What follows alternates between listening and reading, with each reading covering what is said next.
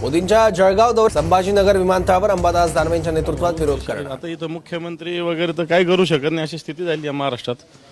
मग आंदोलन कोणाविरुद्ध करायचं, कोणासमोर करायचं? आम्ही पंतप्रधानासमोर करतोय.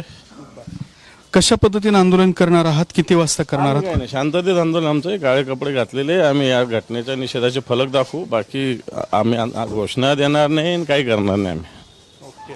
हो. काय काय कारण आहेत निषेधाचे आणि विरोधाचे?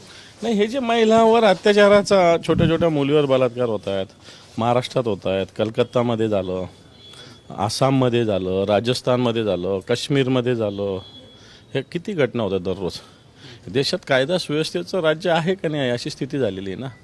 मोदी युक्रेनला जातात, रशियाला जातात, देशात काय जळतं, खाली काय जळतं बुडाखाली, हे तर बघितलं पाहिजे. म्हणून आम्ही आंदोलन करतो. तर होते अंबादास दानवे यांनी आंदोलन करण्याचं सांगितलेलं आहे. विमानतळावरती काही वेळातच आंदोलनाला सुरुवात होणार आहे. नरेंद्र मोदींचा विरोध करतायत. कॅमेरामॅन हर्षल सोबत दत्ता कानवटे, TV9 मराठी, छत्रपती संभाजीनगर.